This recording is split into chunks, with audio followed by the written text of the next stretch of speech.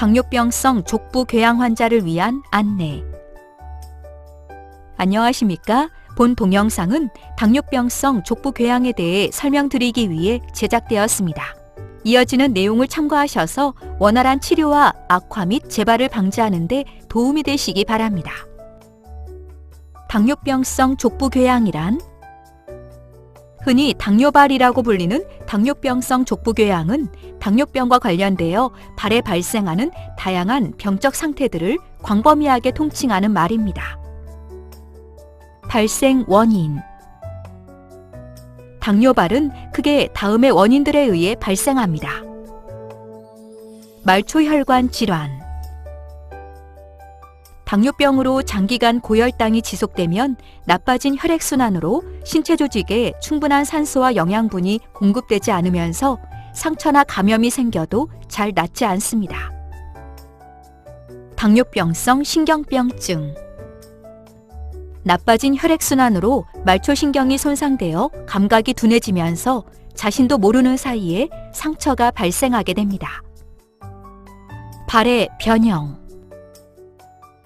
당뇨병 환자는 발바닥에 쿠션 역할을 하는 지방층이 얇아져 있으며 당뇨병성 신경병증으로 발이 변형되면 보행 형태가 바뀌면서 발의 특정 부위에 압력이 증가하기 때문에 상처가 더욱 쉽게 발생할 수 있습니다. 당뇨발이 위험한 이유. 국내 당뇨병 환자의 4분의 1은 당뇨발로 고생하고 있습니다. 당뇨병 환자는 발의 감각이 떨어져 발에 상처가 나타나도 늦게 발견되는 경우가 많으며 혈액순환이 나빠서 상처가 잘 낫지도 않기 때문에 일반적인 발 부위 상처에 비해 발가락이나 발을 절단해야 할 가능성이 15배 이상 높습니다. 당뇨병성 족부궤양의 치료 방법. 당뇨발의 치료 방법에는 다음과 같은 종류가 있습니다. 보존적 치료. 드레싱을 포함한 다양한 방법을 통해 상처의 치유 과정을 촉진시키는 것으로 심하지 않은 상처나 수술 후 남아있는 상처에 대해 적용될 수 있습니다. 상처 소독 및 관리. 드레싱은 상처를 보호하고 삼투액을 흡수하며 상처면을 촉촉한 수분 상태로 유지함으로써 새살, 다른 말로 유가 조직의 증식을 촉진하는 효과가 있습니다. 당뇨발에 대한 드레싱 방법에는 생리식염수에 적신 거즈를 이용하는 생리식염수 거즈 드레싱, 소독제를 적신 거즈를 이용하는 포비돈 요오드 거즈 드레싱, 삼출물과 접촉하면 젤을 형성하여 수분 환경을 유지시키는 하이드로콜로이드 드레싱, 액체를 흡수하고 공기와 습기를 잘 투과시키는 폼 드레싱, 항균 효과를 가진 은 성분이 포함된 실마진 드레싱, 그리고 상처 부위에 특수 스펀지를 적용한 다음 기계장치를 통해 상처에 음압을 가하는 음압 상처 치료 등이 있습니다. 이러한 드레싱 방법들은 상처나 주변의 피부 상태, 감염 여부 등에 따라 달라지기 때문에 반드시 의료진의 치료 지침에 따라 시행해야 합니다.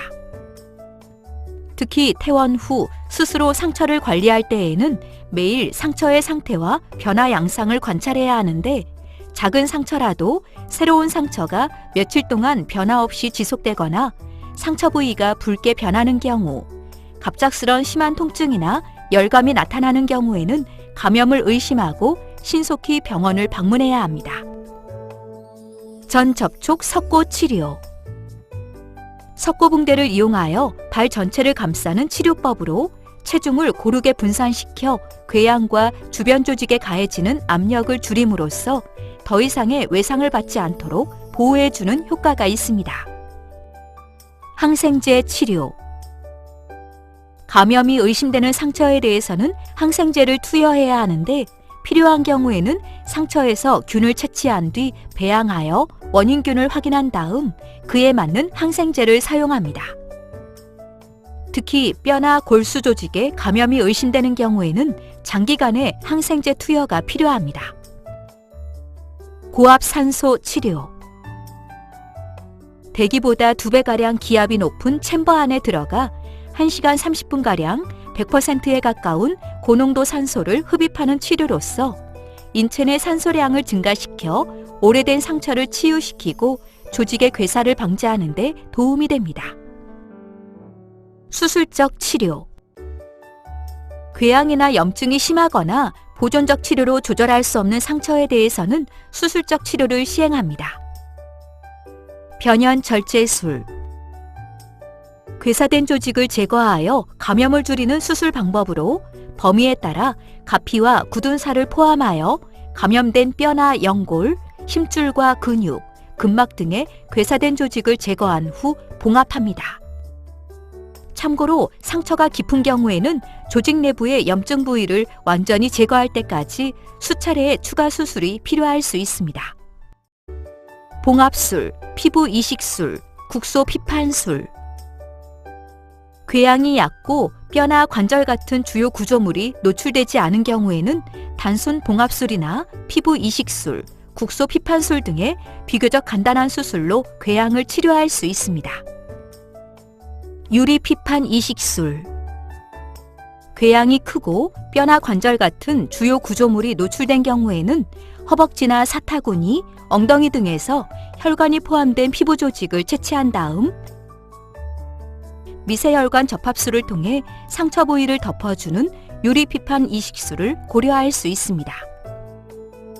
참고로 유리피판 이식술을 시행하기 위해서는 혈관을 연결시킬 부위의 혈류 상태가 좋아야 하므로 수술에 앞서 혈관 촬영 등을 통해 혈관 상태를 평가한 후 수술 여부 및 수술 방법을 결정합니다.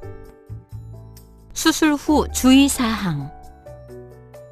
수술 후에는 상처 부위에 무게가 실리지 않도록 반드시 침상안정을 해야 하며 부종을 방지하고 혈액순환을 촉진할 수 있도록 수술 부위를 높게 유지해야 합니다. 일반적인 상처의 경우 2주 정도가 지나면 실밥을 제거하지만 상처 치유가 지연된 당뇨 환자의 경우에는 이보다 오래 걸리는 경우가 많습니다. 회복이 진행됨에 따라 휠체어나 목발을 이용하여 움직일 수 있으나 상처 부위가 눌리지 않도록 지속적인 주의가 필요합니다. 하지 혈관 기능 평가 및 개선. 당뇨병성 족부병증을 가진 대부분의 환자들은 다리의 혈액순환이 나빠져 있으므로 동맥 기능 검사나 도플러 초음파 검사, CT를 이용한 혈관 촬영 등을 통해 하지의 혈관 상태를 평가해야 합니다. 검사 결과 이상이 의심되는 경우에는 동맥 조영술을 통해 혈관이 좁아진 부위를 확인하고 필요하면 풍선이 장착된 도관을 삽입하여 혈관을 넓히거나 스텐트를 삽입하는 혈관 성형술을 시행하여 하지의 혈액순환을 개선시킵니다. 수술 후 관리 방법. 수술 후에는 당뇨발이 악화되거나 다시 발생하는 것을 예방하기 위해 다음의 주의사항을 지키셔야 합니다. 당뇨발을 예방하는 방법. 발 상태를 자주 관찰해야 합니다. 발에 물집이 생겼는지, 피가 나는지, 발가락 사이에 상처가 생기지 않았는지 스스로 매일 발 상태를 확인합니다. 잘 보이지 않는 발바닥은 거울을 이용하여 자세히 관찰합니다. 만약 상처가 발생했거나 발이 붉게 변한 경우, 통증이 있는 경우에는 즉시 병원을 방문합니다. 주의해서 발을 씻습니다. 너무 뜨거운 물에 발을 담그거나 찜질을 하는 것은 피해야 합니다. 매일 미지근한 물과 비누로 깨끗이 발을 씻으시고 발가락 사이에 물기가 남지 않도록 완전히 말립니다. 보습에 신경 써야 합니다. 건조해서 갈라진 피부 틈에는 세균이 침투하여 염증을 일으킬 수 있으므로 발이 갈라지거나 터지지 않도록 매일 보습제를 발라줍니다. 하지만 무좀을 예방하기 위해 발가락 사이에는 보습제를 바르지 않는 것이 좋습니다. 발톱을 깎을 때 조심해야 합니다. 발톱을 깎을 때에는 상처가 생기지 않도록 각별히 주의해야 합니다. 모퉁이 부위를 파서 깎으면 상처가 나기 쉬우므로 발톱은 일자로 깎은 다음 줄로 다듬어 줍니다. 식초나 빙초산 등 화학물질을 사용하는 것은 절대로 피해야 하며 티눈이나 굳은 살, 발톱이 살 속으로 파고드는 내향성 발톱은 함부로 자르지 마시고 반드시 의료진의 진료를 받으십시오. 잘 맞는 신발을 신어야 합니다. 발볼이 넓고 발에 잘 맞으며 깔창이 두툼하고 푹신한 신발을 신어야 합니다. 폭이 좁은 신발이나 샌들, 슬리퍼 같이 발을 보호하지 못하는 신발, 굽이 높은 신발은 좋지 않습니다. 신발을 신을 때에는 반드시 양말을 착용하시고 신발 안에 발을 다치게 할 이물질이 있지 않은지 확인한 후 신발을 신는 것이 좋습니다. 금연해야 합니다. 담배는 혈관을 손상시키고 당뇨병으로 손상된 혈관을 더욱 좁아지게 하기 때문에 반드시 금연해야 합니다. 당뇨병 관리. 다음에 당뇨병 관리 10계명을 잘 지켜서 당뇨발의 원인인 당뇨병을 철저히 관리해야 합니다. 혈당을 잘 관리해야 합니다.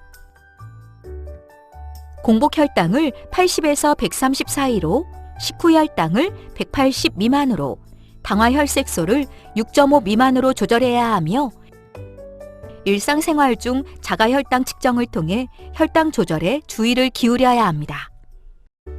고혈압을 잘 관리해야 합니다. 표준 체중을 유지하고 반드시 금주 금연해야 하며 염분과 포화지방산, 트랜스지방산 섭취를 제한하고 섬유소를 많이 섭취해야 합니다. 식사요법을 잘 실천합니다.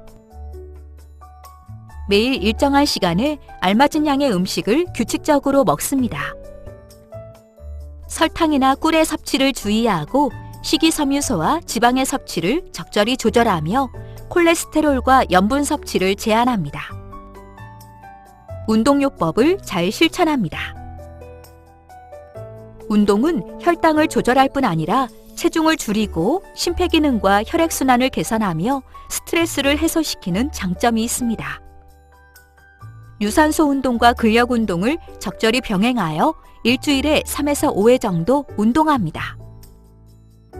하지만 무리한 운동은 당뇨발을 악화시킬 수 있으므로 실내 자전거 타기와 같이 안전한 운동 방법을 선택하시고 심혈관 질환이나 당뇨 합병증이 있는 분들은 의사와 상의하여 운동 강도와 시간을 결정해야 합니다. 적정 체중을 유지합니다. 비만은 인슐린 저항성을 키워서 혈당 조절 능력을 떨어뜨리므로 적정한 체중을 유지해야 합니다. 약물요법을 잘 실천합니다. 개인에 맞게 처방된 약을 충실히 복용하시고 약이 맞지 않거나 부작용이 의심되는 경우에는 의사와 상의해야 합니다. 정기검진을 빠뜨리지 않습니다. 전반적인 건강 상태와 합병증을 예방하기 위해 검사를 주기적으로 받아야 합니다. 저혈당에 주의해야 합니다. 저혈당 증상에 적절히 대처하지 않으면 부상이나 후유증이 발생할 수 있고 심한 경우 사망에 이를 수도 있습니다. 그러므로 당뇨병 인식표와 저혈당 응급식품을 항상 가지고 다니면서 저혈당에 의한 사고에 대비해야 합니다. 스트레스를 잘 관리해야 합니다. 규칙적인 생활을 하고 나만의 스트레스 해소법을 개발하여 스트레스를 관리해야 합니다. 발을 잘 관리해야 합니다.